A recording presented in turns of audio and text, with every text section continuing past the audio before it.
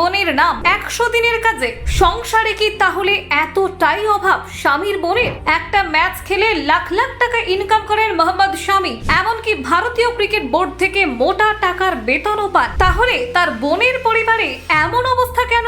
আসল ঘটনাটা ঠিক কি দেখুন। ইতিমধ্যেই শোরগোল শুরু। ভারতীয় ক্রিকেটের তারকা পেসার মোহাম্মদ শামীর পরিবার নিয়ে এক চাঞ্চল্যকর খবর সামনে এসেছে। উত্তরপ্রদেশের আমরোহা জেলায় মহাত্মা গান্ধী জাতীয় গ্রামীণ কর্মসংস্থান গ্যারান্টি আইন এর অধীনে শামীর বোন সাবিনা এবং তার স্বামী গজনবী দৈনিক মজুরির শ্রমিক হিসেবে নথিভুক্ত হয়েছেন। এই ঘটনা ভারতীয় ক্রিকেট মহলে শোরগোল ফেলে দিয়েছে। স্বামীর মতো একজন সফল এবং লাখপতি ক্রিকেটারের পরিবারের সদস্যদের এমন একটি সরকারি প্রকল্পে নাম থাকা অনেকের কাছেই অবিশ্বাস্য। প্রশ্ন উঠছে, স্বামীর সংসারে কি সত্যি অভাব চলছে, নাকি এর পেছনে রয়েছে অন্য কোনো গল্প?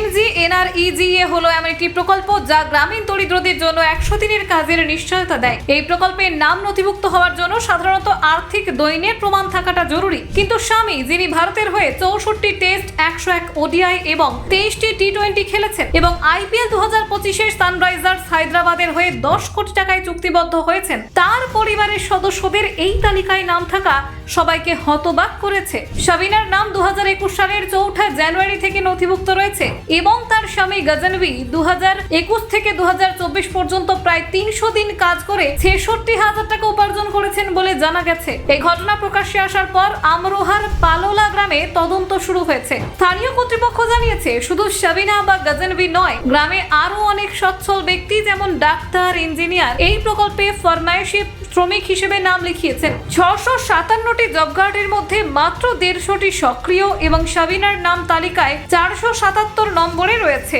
তদন্তে জানা গিয়েছে, গ্রামের প্রধান, যিনি সাবিনার শাশুড়ি, স্থানীয় সংবাদ মাধ্যমে প্রকাশিত প্রতিবেদন অনুযায়ী এই ঘটনা একটি বড় কেলেঙ্কারির ইঙ্গিত দেয়। কর্মকর্তারা জানান, অনেকে কাজ না করেও সরকারি টাকা হাতিয়ে নিয়েছেন। এই প্রকল্পে দৈনিক মজুরি প্রায় 220 টাকা, যা গ্রামীণ দরিদ্রদের জন্য সহায়ক হলেও স্বামীর পরিবারের আর্থিক অবস্থার বিবেচনায় এটি অস্বাভাবিক। স্বামীর বার্ষিক আয় কোটি টাকার উপরে এবং তার সম্পত্তি এবং জীবনধারার মানও উচ্চ।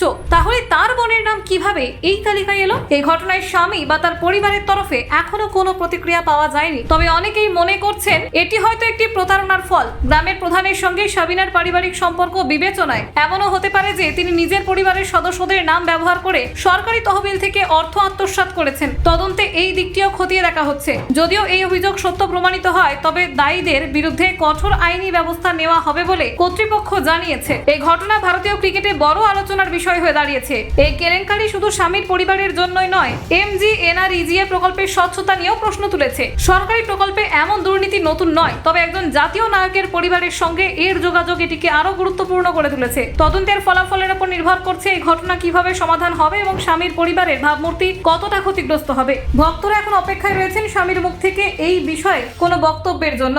Bureau report, news prime Times.